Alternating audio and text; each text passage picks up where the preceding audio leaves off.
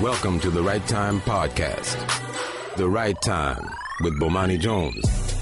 Well, let's see, you guys got the nice fun topics ready for me to talk about. Apparently the dominant topic in the sports today is Michael Bennett. He put something on Instagram that was detailing on August 26th, after the fight in Las Vegas, that he wound up face down with police officers pointing guns at him. He said they used excessive force. He said he felt terrified. He said he felt helpless. He said a cop put a gun to the back of his head and said, "Don't move or he'll blow his effing head off." He said at that point another officer came, put his knee into his back, and then they handcuffed him. And, of course, the immediate swirl of people saying, well, we don't know if this really happened started. And then TMZ was like, hold up.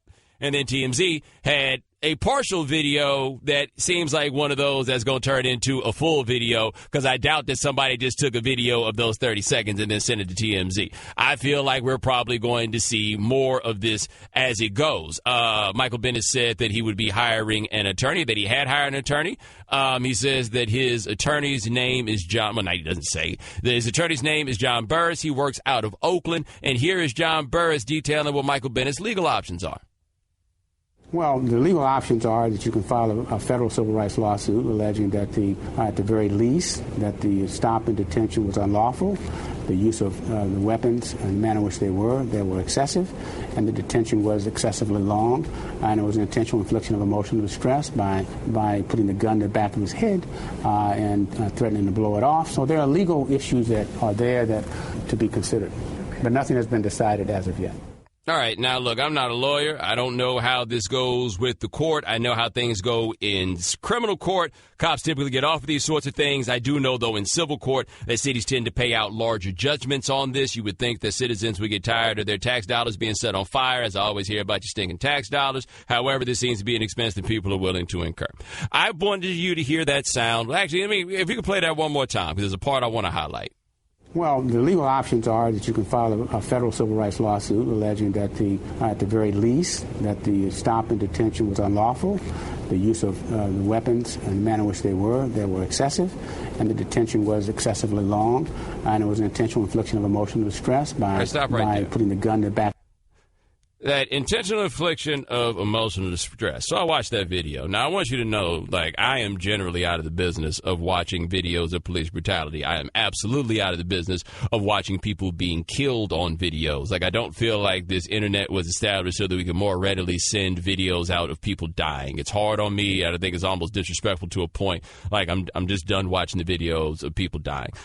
This one came out, and it was like, okay, I guess I need to watch this. So once it hit, I hit the button, and I guess by the time the video starts, you see Michael Bennett. He's laid down, face first, on the ground, and he's got, you can tell it's Michael Bennett, right? It's the beard and everything else. He's laid out. There's the one cop that's on top of him. Then there's another one that's standing higher up, and he's got a gun pointed from up there, because I guess he's afraid that Michael Bennett, with both hands behind his back, is going to turn into the Incredible friggin' Hulk, and then everything's going to go crazy, and they're going to have to shoot him. And then apparently, because he's the Incredible Hulk, he might not even kill him with the bullet, so I don't know what they were going to wind up doing next. But I'm listening to it, and while he's laid out on the ground, and I'm hearing what he's saying, and there's just something that jumped out that I'll never forget about that, which was he's laid out on the ground. This dude is laying on top of him. He's handcuffed, and he's trying to ask questions. And the whole way, he's still calling that man sir. Everybody out here that's got the question about, well, we don't know what happened before the video and everything else. You're right. We don't know what happened before that video. I do know, though, by the time you see that video, Michael Bennett's laid out on the ground with that dude treating him the way that he is, and he is still being every bit as polite as he possibly can be, and he's still out here calling that man sir. And you know why he's calling that man sir. He's calling that man sir, trying to make sure nothing happens. Because in that situation, if you've ever been anywhere near a situation like that, everything you're doing is about, depending on your perspective, making that other man on the other side, or woman, as the case may be, making that officer feel bigger, and by extension, making yourself smaller. Michael Bennett is huge. He's 270-something pounds or whatever it is. Y'all, and at every turn in that, the whole thing that he's got to do and what his responsibility is, I got to make myself look smaller. That's what he's got to do. Because I don't know how many of y'all have been jacked up by police in a situation where the cops have pulled a gun on you. I've had the cops pull a gun on me, right? Ain't nothing to brag about. I'm just telling you, it's happened, right? I've also had a gun pulled on me by somebody who was trying to rob me. And you know what? I wasn't scared when the dude had the gun to my head to rob me. I was scared when the cop had the gun out on me. You know why? Because I knew that dude who robbed me, I knew what he was doing. He wanted money. The dude that came to rob me wanted money. I had money. As long as I was able to turn up that money and made sure not to get a look at him, I was going to wind up being good, right? You know, jittery after the fact and everything like that. But I didn't really have any fear that that man was going to kill me. I had no idea what was going to happen when the cop pulled a gun out on me. Because I don't know what the cop wants, right? Cop don't want money. There is no, like, just simple transaction that is taking place. There's no quid pro quo that you wind up on that one. All you are is a person with a gun to their head where there's no reason to have the gun to your head, and all you can hope is that nothing happens to make somebody use that gun. That's all you got. And that's what Michael Bennett was, calling that man sir. Now, can you imagine that? Can you imagine being Michael Bennett, being rich, being famous, right? Being a somebody, at least in the ways that the society says that you are somebodies. And you laid out on the ground, and this dude right here has the power to make you call him sir. Now, you want to talk about the infliction of emotional distress? That was the part for me in watching that just had me so aggravated the whole way. Like, at some point, we could try to get into the intrigue about what happened to anything else. I figure we probably better serve waiting on that one. Where this becomes interesting is that Michael Bennett is the dude that has decided he's not standing for the national anthem. He said he's going to sit, and then he put this thing out about equality, the note on social media, and it's explained to him, this is to him, is like why it is that I do not stand for the national anthem, because this sort of thing should not be happening. These are the things that I protest against. I've had people who have raised the question as to whether or not the cops did it on purpose because he's Michael Bennett. And I'm like, yo, how crazy is it that I have no idea? Like, yeah, you can make the argument, hey, out of all those people, that happened to be the one that they targeted, or he could have been the one they targeted just because he was the big dude. Who knows, whatever it is. But in the end, that man who's ascended to a place where you should not have to be in a position like this, at least according to the theories that people to give you, he laid out on the ground, and he got to call this man with his knee in his back or whatever, sir. In effect, begging for his life without saying the words that he's going to do it. And you ask the question as to why it is that man don't stand for this anthem. Right?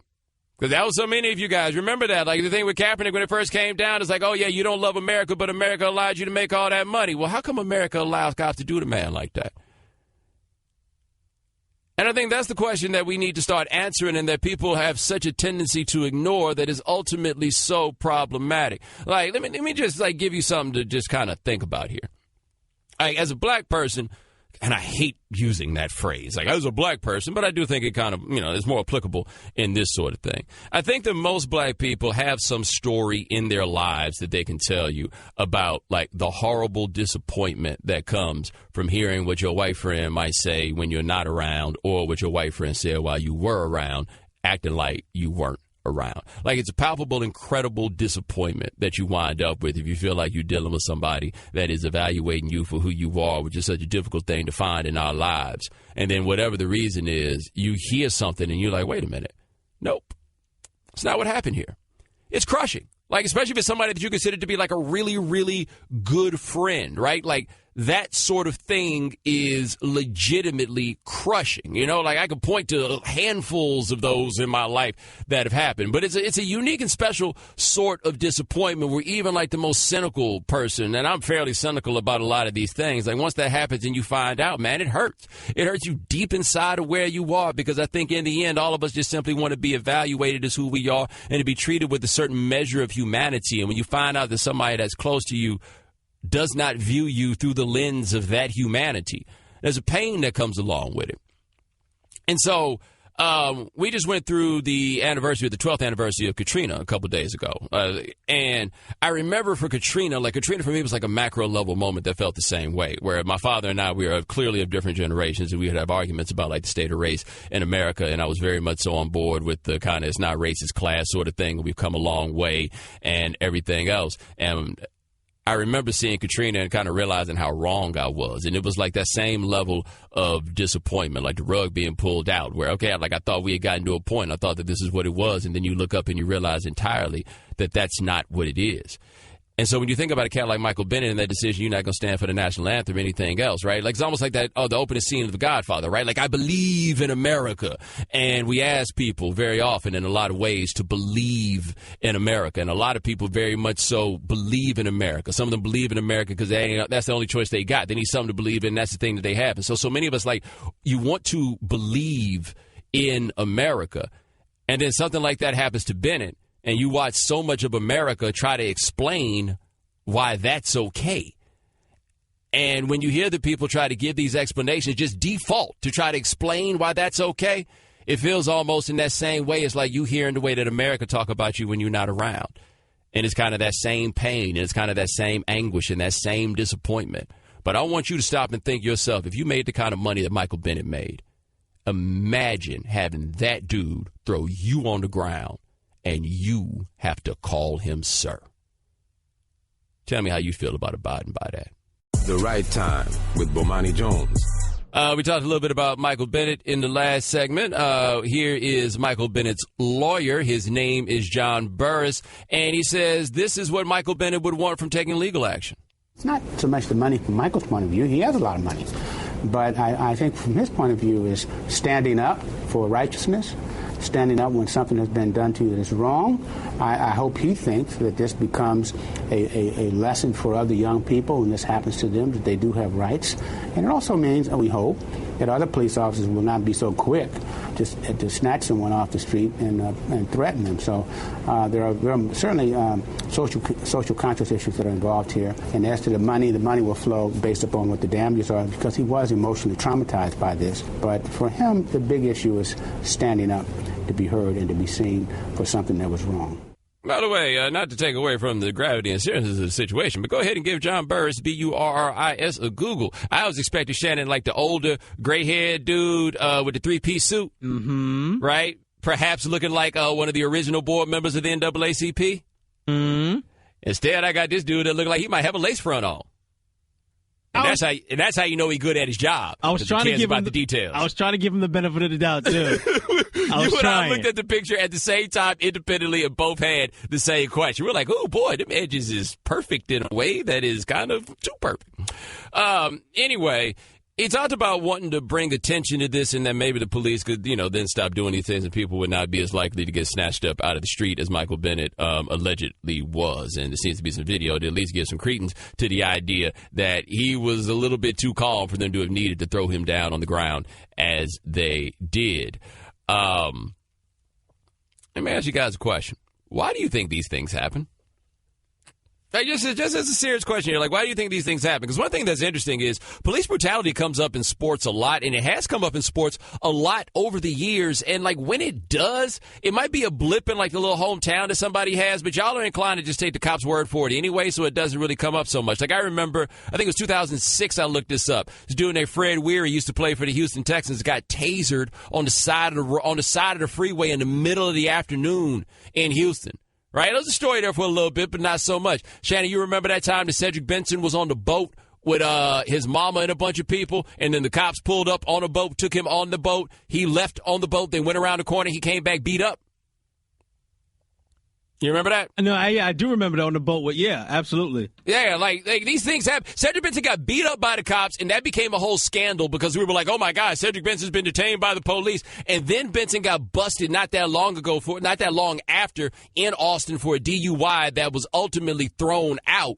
And he wound up losing his job. Why? Because the cops messed with him twice. That's why. There's real consequences to this sort of thing. And if Michael Bennett hadn't handled this in the way that he had, there's no telling what somebody would have thought if they just come across some video of him being on the ground and what conclusions that people would have been drawn immediately about him. The presumption is always going to be that you have to prove that something happened to you at the hands of the police in a way that does not happen vice versa. Now, that seems to be counterintuitive to the notion of what it's like to be American, but that is the way it goes. That's the way that we handle these things when they happen to athletes, is we're immediately going to what it is that you did wrong. People have been doing this on airwaves as it relates to Michael Bennett, where it's just hold on, we're not sure. Well, hold on, we're not sure. Well, hold on, we're not sure, and all this stuff. Here's the one thing I am sure of. The reason that a police officer can feel so confident about throwing Michael Bennett down and his partner coming with the gun or whatever it is. The big reason why you can feel so confident doing this? Because this is what y'all want. Now, y'all is not really, going to any particular person. You can say that I'm generalizing, but I will call y'all in this case America. And the reason I will call y'all in this case America, because America keep letting this happen. A fundamental mistake that people are making is they are assuming that, and this is, a certain subset of people, but they're assuming that people are going to see this video of what happened with Michael Bennett, and then finally, maybe now, they will get the point on what it is. Look, man, it's 2017. We've been using these tools and these devices to spread this information out for as long as it's been, right? Like Rodney King was 25 years ago. Watts riots were 1965. We can go back all the way through history, through everything else. Matters of police brutality have been a big thing and in the forefront of people's consciousness for a very, very, very long time. There's nothing new about the notion of police brutality. There is nobody at this point, unless they just turned 11 years old or something like that, there's nobody that's going to see this and be like, oh my goodness, finally now I get what the point is. Nah, I mean, I think maybe some, right? Like, I don't think that people are beyond redemption on this matter necessarily, but I think that people get the point very, very well. I think the point that people do not get on the other side is they like this. Like, that's the police that they want. They want the police that's just out here snatching random people and throwing them on the ground and putting guns to their heads. Anything it takes to make you, quote unquote, safe, at least in your notion of what safety is. Right? That's all that is. And then on top of that, you are going to fight vehemently. Many of you, not all you, but many of you are going to fight vehemently for your right to not give a damn about what happens to black people. Because the fundamental undercurrent of a lot that goes on here that I feel like that gets lost is that very thing right there. No one is going to infringe upon your right to not care what happens to black people. I had a friend of mine who told me about when he was a kid. He was fascinated by the Atlanta child murders of the late 70s and early 80s. He said he just really did a lot of reading on them because that was a big national story. The white dude who was telling me about this, right? He just kept reading the story. And he said his grandfather came up to him and said, "You don't care about that, do you?" And he said he was, 5, 6 years old, whatever it was. And he said even at that age, he knew what the answer was. He said, my man told him, like, "You don't care about that. You care about that, do you?" And he says, "No." And his grandfather says, "Well, why don't you?" He's like, "Because it's happening to black people." Like you said, he knew at that age that that was the right answer. And if you look and listen fundamentally to what so many people have to say about what's happened to Michael Bennett, they are fighting like hell for their right to not give a damn. So what they're going to do in many cases, they're going to come up with all kinds of excuses and contrivances to try to throw out there as to why it is they shouldn't care, why it was his fault or whatever it is. But what you will notice on these matters is that people fight like hell to defend their right to not care about how black people feel. That's why in these cities where they take down the Confederate statues by vote by committee or something like that, nobody really complains. As long as they feel like white people are the ones that are actually behind it, they good with it. Once it seems like black people are demanding it be done, now people are going to have a problem. Why? Because no one will infringe upon their right to not give a damn about what happens to black people. And ask yourself if that's what you're doing. Because I think that's a part that maybe you don't notice, like an undercurrent in this that you don't see it, you don't realize about yourself. Ask yourself when these things happen to black people, how hard you're willing to fight to say that you don't have to care. Right? Ask yourself how far you will go to explain to folks why this is irrelevant to you. Right? Or why anybody else shouldn't care. Or why is it that you care now, but you didn't care about and everything else. Everything winds up going back to why it is that you're not required to care. And you know what? You are not required to care. I just don't know why it is that you think that you're not required to care about what actually happens to people. And then you think those people are required to care about standing for a song and a flag. Figure it out. The Right Time with Bomani Jones. All guests join us on the Shell Pennzoil Performance Line. Just like our next guest, he covers the Dallas Cowboys with the Fort Worth Star-Telegram. He's also like the King of Dallas, man. I was trying to find a tailgate last year at Thanksgiving, man. Clarence had me set up with everybody. Clarence Hill of the Fort Worth Star-Telegram. When did you become the King of Dallas, man? Some of my friends went down to Dallas this weekend and said you had him set up because you're the King of Dallas. Man, I've been here a while. I've been covering the Cowboys a long time, and I'm a man about town, so it is what it is. How you doing? Yeah, I'm good, man. I'm good. Now, with this Ezekiel Elliott case, yesterday we were hoping to have you on, but it took Harold Henderson too long to come to a decision, so the suspension has been upheld. How likely do you think it is that Zeke can get a win over the NFL at the very least on a restraining order? Well, I think he'll get the TRO. It just sitting in that proceeding, and that was just a tremendous treat just to watch those lawyers go at it. And that Jeffrey Kessler, he earns every money he gets from the NFLPA because he ran that proceeding. But just listening to the judge yesterday, it seemed like he's inclined to hear the case, and he'll probably grant the TRO. He has until Friday. But he was basically parroting everything Kessler was saying. He was questioning the NFL hard on all the issues and regarding Kia Roberts and the procedural issues. And he just basically said this is something, he has concerns. And again, just because he has concerns, just because he has questions, doesn't mean the NFLPA and Elliott will ultimately win, because the focus is so narrow, the scope is so narrow within the CBA and how they can win this case in court. They've lost against Peterson and they lost in the Brady situation. But, certainly the judge yesterday told us that the facts are different in this case than Brady and Peterson. Now, do we have any idea what the timetable is that we'd be looking at for some sort of decision on the restraining order or just overall? Well, a restraining order, he's going to announce that on Friday, by 5 p.m. Friday. And so he's going to let us, it's just going to probably just make an announcement or whatever else from the court system on 5 p.m. Friday, and then we're in for a fight. If he gets the restraining order, look for him to be able to play all season, and this thing goes to a fight that's going to be months long. And remember, the NFL certainly feeling that L they took yesterday, and most likely something they were going to do anyway, but they already filed their own lawsuit in New York, and they did that Tuesday night, trying to make a change of venue, change of jurisdiction, trying to get this thing out of Texas into New York. All right, we're talking to Clarence Hill of Fort Worth Star-Telegram here on The Right Time. Now, we haven't heard that much from Jerry Jones since the suspension itself came down, but what has he had to say, or what have you guys heard about his thoughts on things as this has gone farther? Well, I know personally Jerry's very upset and very angry. He was told by a high-ranking official in the NFL office that there will be no suspension.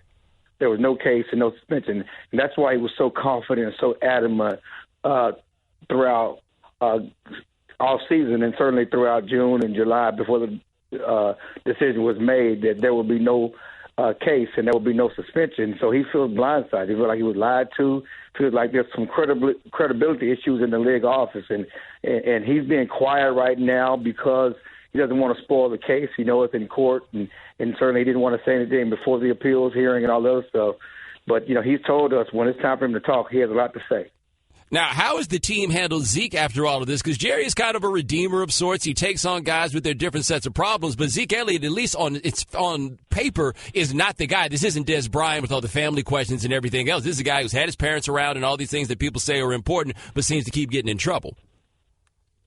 I mean, they've tried to keep a watch on Zeke throughout all this. Certainly they understood he liked to party going back to his days at Ohio State. And, you can say the same thing about Joey Bosa. They were roommates. They had a good time. They understood that he came here. He did have a bodyguard. He does have a bodyguard that's employed him, that's supposed to be going out with him and taking care of those things. Certainly everybody recognizes that he needs to make better decisions. He needs to make better choices. He needs to mature and grow up. Those issues that the Cowboys have talked about, they've talked to him about. He's losing money. If you look at the rise of Dak, and both those guys were rookies last year in the rage, all the rage in the NFL, and that wasn't a high pick. He didn't get much money. He's making a lot of money off the court now because of his image. And Zeke doesn't have any national advertisers. He doesn't have any national sponsorships. And this guy was the rookie of the year and maybe the best running back in the league. And he has nothing. So he's cost himself money, and he recognizes that. His people are recognizing that. So, yes, he needs to mature. He needs to grow up. They still say he's not guilty. He's still adamant about not being guilty in this incident. But, yes, he needs to make better choices. They recognize that. All right, we're talking to Clarence Hill, the Fort Worth Star-Telegram. Now, you had a report, and we've seen this come out, the wait-a-minute moment in one of these is going through this and seeing Lucky Whitehead's name turned up in the paperwork as Ezekiel Elliott's ex-girlfriend and alleged accuser apparently had some relationship with him. Did anybody know about this last year? Like, people talk all the time about distractions with an NFL team. You think that would be a distraction? Did that ever come up?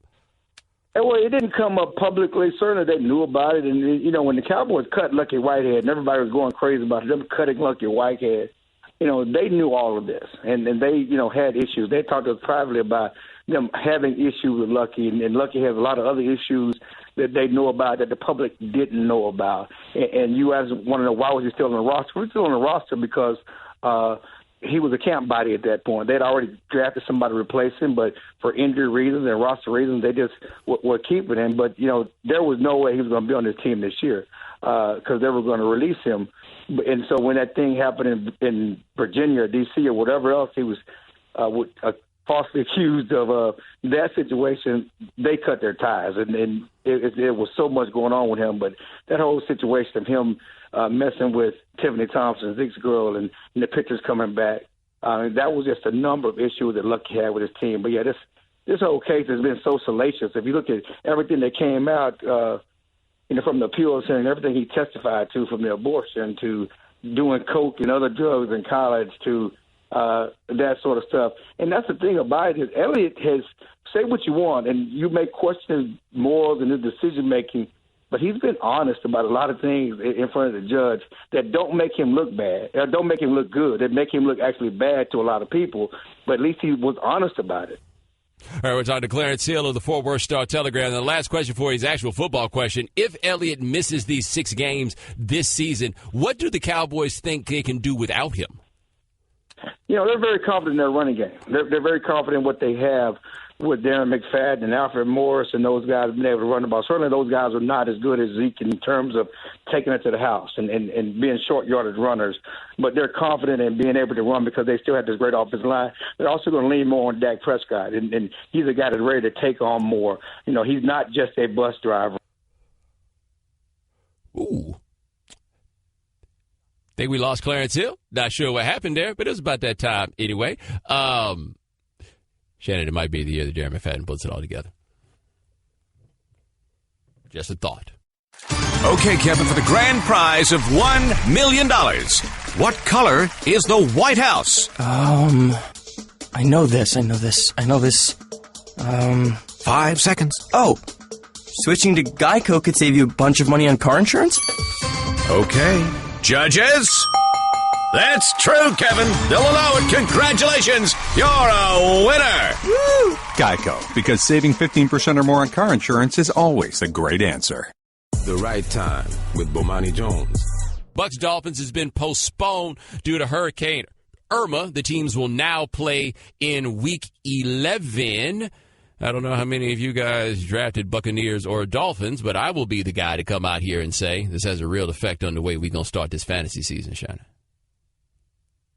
Like nobody's expecting to have it. You think I drafted Deshaun Jackson? Think I wouldn't have him for week 1? Come on, man. The bye week is part of the process, right? Like the bye week, you got to make sure you don't have your whole team out on the same bye week. I've done a lot of work around now. Now, I don't know. Let me look now who has to play wide receiver for me now that this has happened. Yes, I know the storm is a very big deal. I used to live in Miami. I hope everybody is safe. But we are talking about the actual, like, nuts and bolts football elements of this.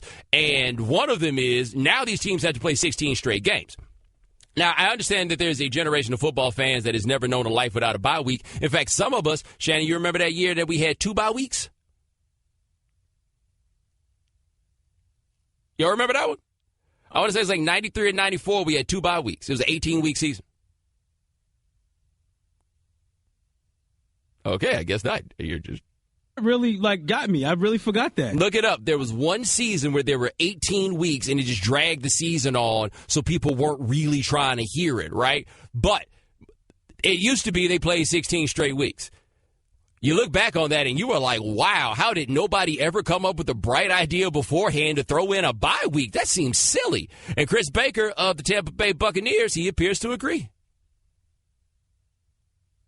Well, I guess we'll find out. I just know, even just going 8 straight weeks, when you go home and you're going through the aches and pain of just, playing in a football game, and you need that 8th week or whatever week you get your bye week on just to relax, get your mind away from football, and to go 16 straight weeks, it's hard just to make it through a 16-week season without a break. So now just go 16 weeks straight is going to be very tough for both teams. That's still a tough decision because you put us on a neutral site, we'll have to leave our families. So none of us want to leave our families to play a football game. So.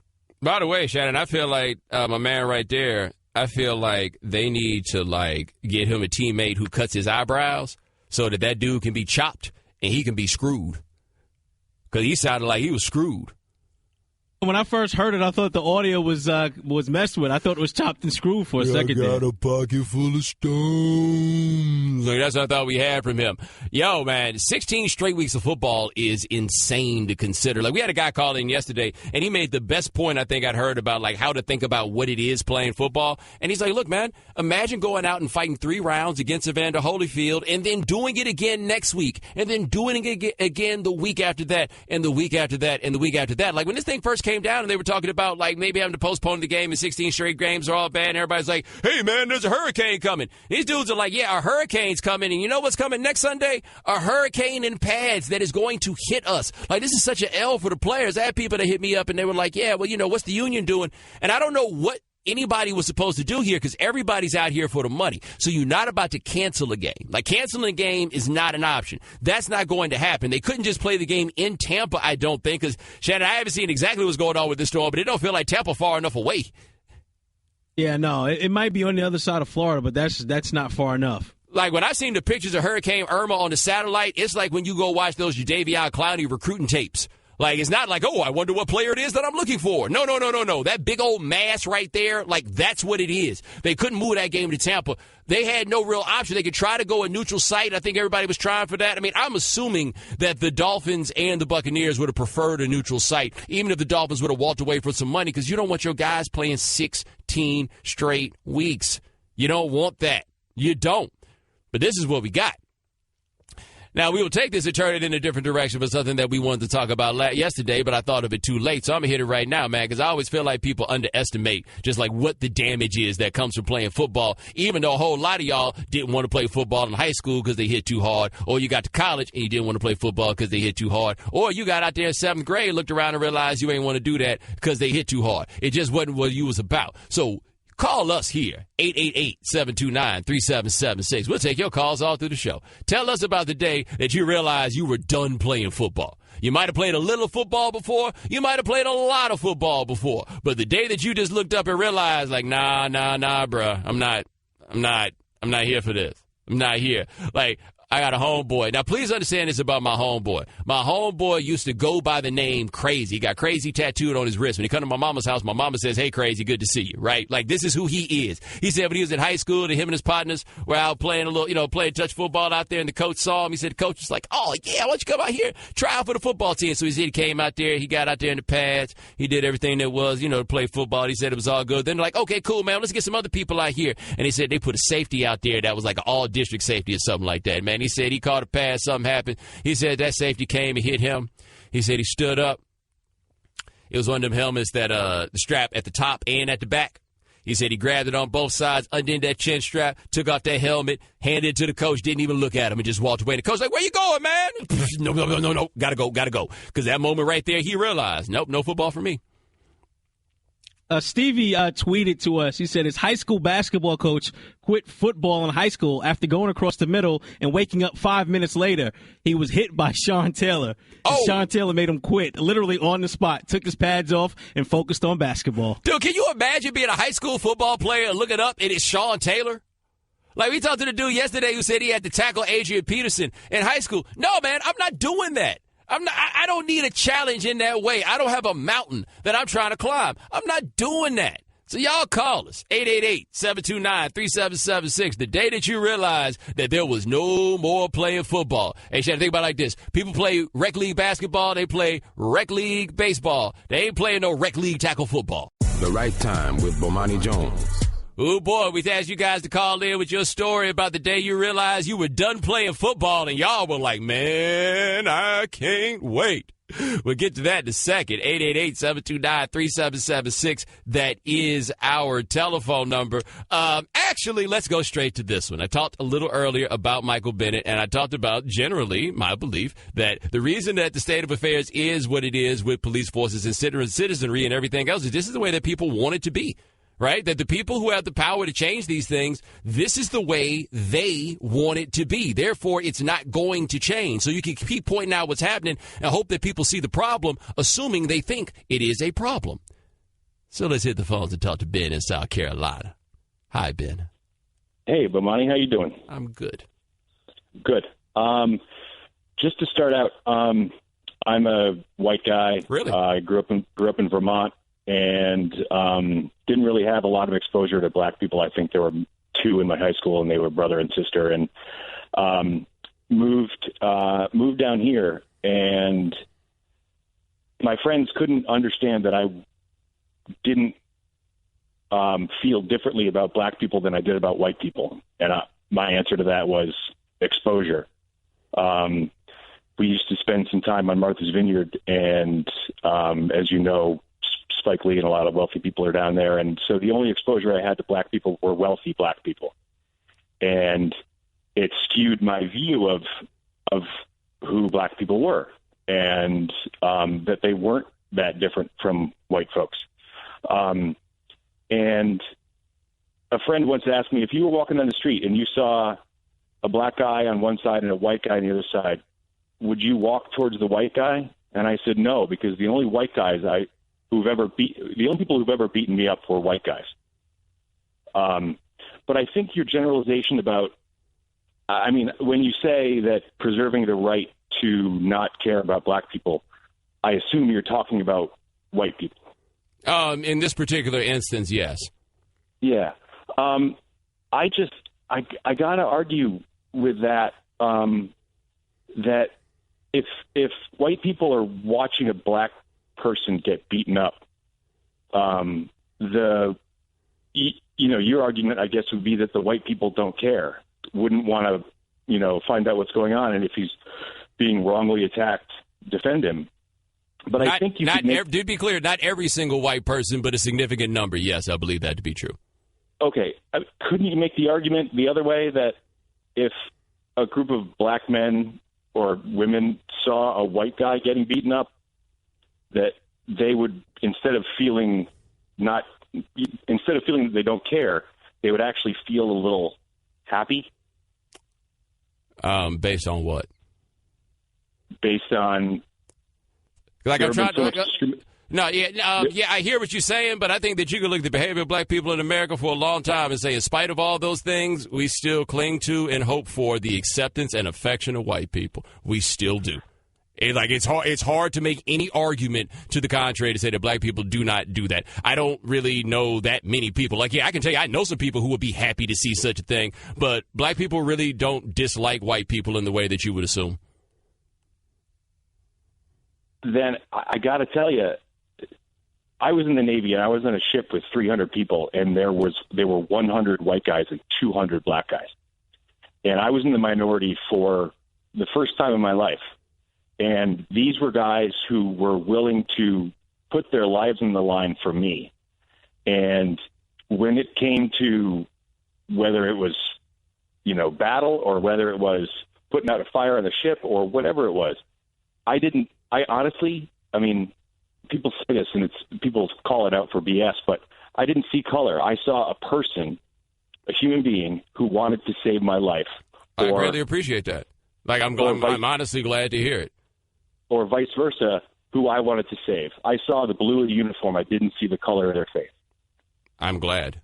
Thank you so much. But, Ben, I got to cut this short because it's going on too long because I don't know where the hell we was going. Anyway, Shannon, did I miss something? I don't know what the larger point was. Trying to find where he was going. Well, here's my problem with what he's saying here is we got all this history, and you can go look at the news and everything else, and there are these all these atrocities that have been committed against black people, so many of them, and that people we see roundly ignore. So let's take an example like this. The thing with Michael Bennett. Michael Bennett winds up laid out on the ground like that. Everybody needs some proof on it. Shannon, you remember anybody saying anything about that yoga instructor when she got killed walking up on the cop car saying how she shouldn't have walked up on the cop car? Right? What was the woman in Utah where the cop dragged her out and arrested her for not drawing blood from that dude? Right? Did you hear anybody saying she should have just done what the cop said or anything else, or you just should follow instructions or anything? Did you see that? If those are black people in the same situations, it is entirely possible, in fact, highly likely, that somebody jumps in that situation to get some explanation as to why it is that black person shouldn't have done that. Like that time that cop pulled a gun out on me. I was on Interstate 65 in Owasso, Alabama in the year 2000, and I got my oil changed before I went on a road trip. My man forgot to plug the alternator back up, so the car died. So we called the cops to come get us, or somebody, because I had to call the cops. So I'm on the side of the road, and the cop car comes, and I see the cop, and I was getting out of the car as I would if anybody else pulled up that I was supposed to meet, right? I got out of that car, and it was immediately, get back in the car! And I got back in the car, and I put my hand on the wheel, and the woman came up, and she had the gun. She pointed the gun inside the car with flashlight. Any guns, any knives, any contraband? And I'm thinking to myself, yeah, all those things. That's why I called you. I was just wondering if somebody could take these guns, knives, and contraband off my hand. And so she did that, and in the end, I look back on it, and I'm like, you know what? I see why I went that way, right? I can go back and I can do the steps and I can say, I see why it is that it went that way. And then there are other times after I do that, I look at myself and I say, wow, I really am at a place in the social positioning and hierarchy that I'm explaining to myself why it was okay for that woman to pull a gun on me when I don't think that she would have pulled a gun on a whole lot of you. Like, I got to explain that to myself. Like, that's what this is. And that's like what I think about when Michael Bennett laid out on the ground, calling that man sir. Like, even in that situation, you got to pay the utmost deference. Even if you have to pay the utmost deference to somebody that's treating you like you less than a human being. What the hell is that? Anyway, let's get back to the fun part of this. We were talking about this. Shannon, you said you never played football, right? I never played tackle football. You never played tackle football. You ever play even like recreational tackle football, just like, in like elementary school? No, it wasn't a big thing. Remember, I grew up in Brooklyn in the 80s. Like, football wasn't what it is now in New York. It was baseball and basketball. Yeah, man. I went to Texas, man. When we moved to Texas, man, so, we played tackle football, recess, elementary school, all of that. Like, that's just what we did. We played the tackle football. That was the game. I told y'all yesterday, man, that dude reached down and grabbed my face mask and picked me up and threw me backwards, and I was parallel to the ground before I hit it, and I was right there. I didn't quit football that day, but football quit me. What about the day that football quit you? 888-729-3776. That's our telephone number. Let's hit the phones and talk to M in Virginia. M, thanks for calling the right time. Hey, Bomani, what's up, man? First time, long time. Big fan of the show. Thank you, man. I had two incidences. Well, the first got me started, maybe football wasn't for me, and the second one confirmed it. I was lucky enough to go to prep school when I was younger. Hey, my man, it sounds like you got the phone too close to your face. You sound muffled. Oh, I'm sorry, brother. Can you hear me now? Am I better? Yeah. All right. So I went to prep school, and I was very fortunate to go there. But long story short, in prep schools, you have something called postgraduates, where those who are destined for athletics or maybe the Naval Academy can stay an extra year in high school and basically be 19-year-old super seniors, if that makes any sense. Yes. So equivalent, freshmen and college-age men. So my prep school, we ran a scrimmage against a military academy. Their name escapes me right now. But they had a linebacker at the time who was a 19-year-old postgraduate by the name of Ahmad Brooks. Okay, so I think it was Fort Union. Fort Union, right? I was thinking in my head. I think so. One of the two. Oh, yeah, Hargrave. So. I was thinking in my head you about to tell an Ahmad Brooks story, and you are about to tell an Ahmad Brooks story. I am about to tell you an Ahmad Brooks story. So anyways, I didn't start playing football until I was 14. My mom was smart about the whole brain injury thing, but she let me play in high school. Our very first scrimmage, we play them. And somewhere in the first series, I catch a pass, 15 yards. I'm feeling good. I'm throwing first down signs like I'm something hot. Dudes on TV trying to be that dude. Somewhere later in that same drive, I run a 7-yard slant across the middle. And Bomani, bruh, I can't even tell you, I can't even explain the feeling. He hit me so hard that I couldn't even fumble the football. I'm pretty sure my body seized up, and I was on the ground. Snot had left my nose and was stuck to the inside of my Oakley windshield. You know the little glass windshield? Yeah, I have one of those, right? He hit me so hard I could literally see, boogers dangling from this windshield trying to come back on my face. I didn't play the rest of that series. I didn't even play the rest of that scrimmage. I should have been smart, and I should have quit during that time, right? You would think, okay, whatever. But I was actually an okay athlete, so I was fortunate enough to walk on later on at a Big Ten school. I went to Indiana. So Indiana comes around, I'm an invited walk-on, so, not one of the scholarship dudes. And I'm playing there, whatever. And on one play, it was the same goddamn play. I'll never run a slant again in my life, so help me God. I run a slant in practice, and I get hit low by a guy named Austin Thomas. Now, you don't know him because he didn't make it big, but this dude was a freak. Came out of Georgia, 4-star recruit, the whole bit. Just a freak. And then I got hit up top high by Tracy Porter, a freshman Tracy Porter. And they hit me so hard that my body bent backwards, but my knees were still going forward. How I didn't get injured, I don't know.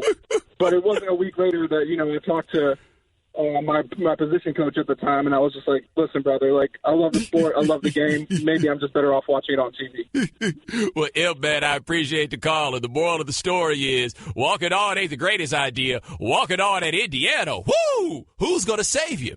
The Right Time with Bomani Jones. Ezekiel Elliott, his 6-game suspension was upheld by the arbitrator, Harry the Henderson. It sounds like Harry the Henderson didn't want to come out of his office yesterday. I think they were supposed to give him a suspension, earlier in the day, whatever's going to happen. We thought it was going to be done by close of business before the court hearing. Shannon, we got off the show yesterday. We'd heard nothing from Harry, right? He said the end of business day. The end of the business day. Our show ends at 7 o'clock Eastern. Yes. He's like, the business day in L.A. Harry the Henderson was nowhere to be found because Harry's like, okay, it sounds like the decision has been made that we're just not going to overturn this. Therefore, since we're just not going to overturn this and it looks a little shaky, how do I come up with the rationalization for this one? Now, one thing about this is, if I'm not mistaken, and actually this is Ryan Smith here. He's the legal analyst here at ESPN, and this is what he explained about what Harold Henderson's role is in this. Harold Henderson, everybody said, Harold Henderson's he's got to come in here and he's got to look at what Goodell did and weigh in on how he approached this case. That is not his job at all. His job is to look at the case that was put before him, look at all the evidence the guys argued in front of him, and decide, is the process fair? It's no different from if you're just trying to decide if the guy had due process, the guy was afforded witnesses, that kind of stuff. His job is not to evaluate how Goodell looked at the evidence, what evidence was before him. That's Goodell's job. This is an appeals officer, right? So, in a sense, Harold Henderson's only job is to make sure the process was fine. So my question is this. How did Harold Henderson take all that time? Because remember, Shannon, didn't Harold Henderson say that the reason that it was taking so long was because of the volume of material? It was just so much stuff to go through? Right, exactly. I just want to know how he went through all that stuff and all the jankiness that seemed to go on in this investigation and then came back with the same suspension that Goodell had. Like, that's the only thing I want to know. If the only person that actually talked to this woman says that she did not believe what she had to say, how do you go through all this stuff and then say, nah, what Goodell was talking about, that rocks out? If you have one of the doctors who the league said was not available to talk to Elliott's lawyers because she was sick, and then they went and knocked on her door and she was doing just fine, how do you come back with 6 games? Like, that's the question that I have. How do you still come back with 6 games after all of this? This is what happens when nobody can trust your process. And that's where the NFL is. The problem is y'all got no enforcement whatsoever on the fact that we don't trust the NFL's processes. Like, every now and then we'll get out here and we'll complain about it and da-da-da. But in the end, man, y'all still believe in the NFL. Like, as an almost religious entity, y'all believe in the NFL. They can lie to you. They can con you. They can do this thing as many times over. You can complain about this, that, and third. They pay you lip service. You be like, thank you, NFL. I'm so glad I get to watch football this weekend. Appreciate you. We just keep on doing this whole exact thing. And now this one, that looks as janky as anything that I can point to. They cover right back out with the 6 games. And I wonder if Ezekiel Elliott did not play for the Dallas Cowboys, if y'all would have stopped caring a long time ago. 888-729-3776. That is our telephone number. We're getting you guys telling your stories about the day that you realized that football was no longer for you. Let's hit the phones and talk to Ryan in New Mexico. Ryan, thanks for calling the right time. What's going on, Bomani? How are you doing? Doing all right, man. All right, I'm from New Mexico, and when I was younger, I moved to Pennsylvania. And, Bomani, I know you're from Texas, but I like to consider Pennsylvania as like the Texas of the North. And we played some pretty good rugby, football, Penn State, you know what I mean? So when I moved there, everybody was playing, football, and I wanted to be joining. And I started in middle school. I did okay. I had a pretty good growth spurt in middle school, so I did okay. But when I got to high school, I definitely wanted to be a part of the tradition and everything. And it was like two days, all of a sudden, I'm thinking I'm going to go out for wide receiver. I want to score touchdowns. Like you said earlier, I went across the middle, 3-year starter, slammed me right away. I ended up I was like, you know what, screw this. I ended up switching to kicker, and then ended up being just a high school kicker for the next 3 years. But I had a pretty good career, but I was like, no, I don't want to do this tackling thing. I better just go sit on the side and do some kicking drills. So. Hey, man, they still get letter jacks for that, man. I appreciate the call, Ryan. 888-729-3776. Let's talk to David in Mississippi. David, thanks for calling the right time. Hey, Bomani, how's it going, man? Doing all right, man. Good, man. Yeah, I was going to let you know, I don't know when football came to my life, but I know exactly when it went out of my life. In high school, I was just a punter. And when you're a punter in high school, you're like right field in a little league team. It's just like a piece of meat out there just to fill a position. And some dude got hurt, and so they asked me to run kickoff back. And that was very strange to me because the coach told me once I got the ball, I had to run towards the opponents. I'm a punter. I'm used to running away from the opponents. So that was very strange. So I went ahead and ran towards the opponent. The dude hit me. It wasn't like a decleating. It was like a diswishing. Like the Nike swoosh flew up in the air off my sneaker. I don't think they ever found it.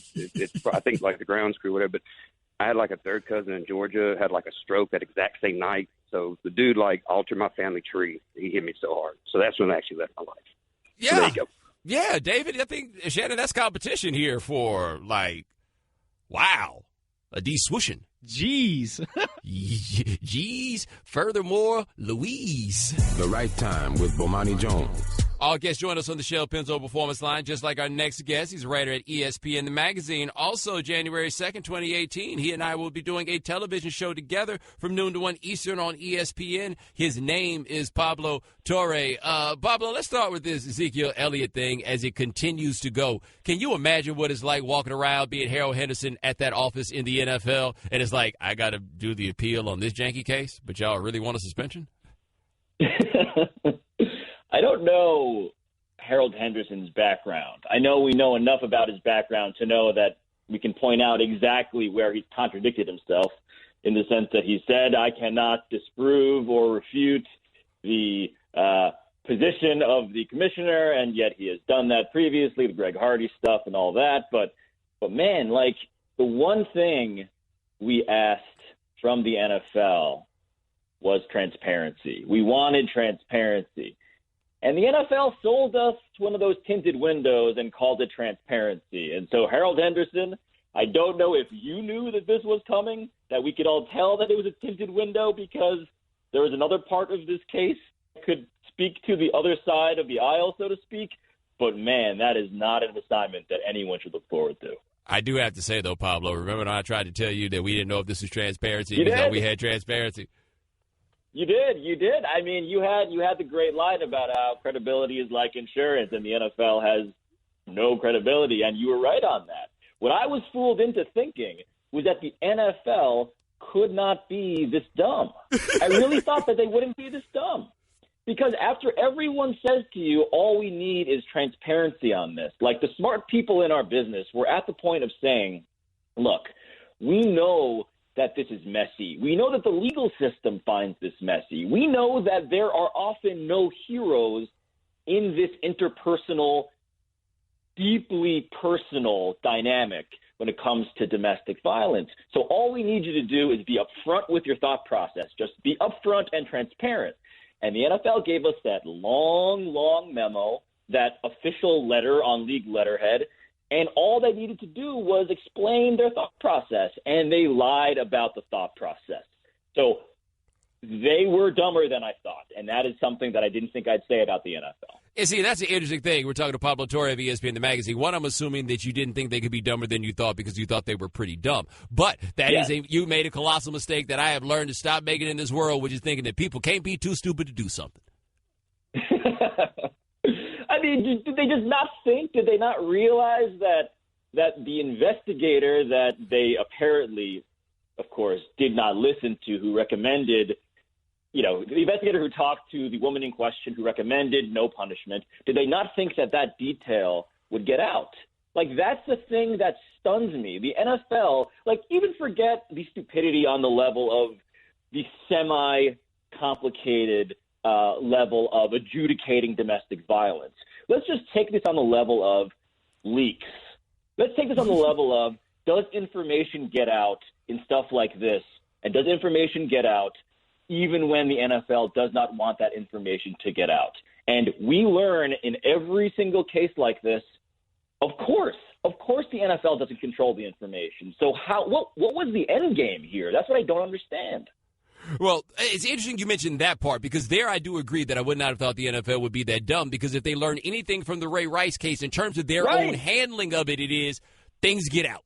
Like, that would be the thing. And so you had a lot of people who had hypothesized that part of why they'd taken so long is they were afraid that maybe there'd be some videotape, some Ray Rice-like incident. Instead, it seems they tried to run a cover-up where they didn't have to run a cover-up. But do you think they can run a cover-up because they think they have a media that'll just go along with whatever they say?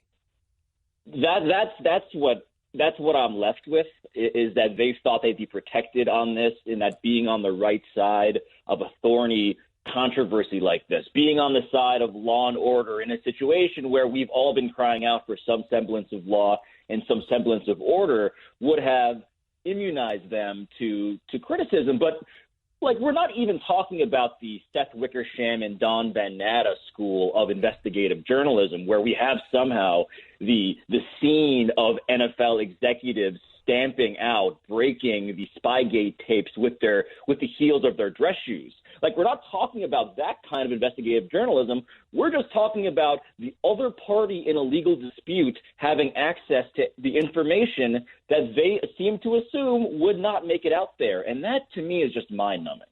All right, talking to Pablo Torre of ESPN, the magazine, here on The Right Time. I want to switch gears a little bit right fast, talk about the situation with Michael Bennett. And it becomes interesting because Bennett is now like the current playing face of a movement of sorts, since Kaepernick is not in the league, and he happens to be the guy thrown down on the ground by the Las Vegas Police Department. And then we have videotape. What do you make of all of this?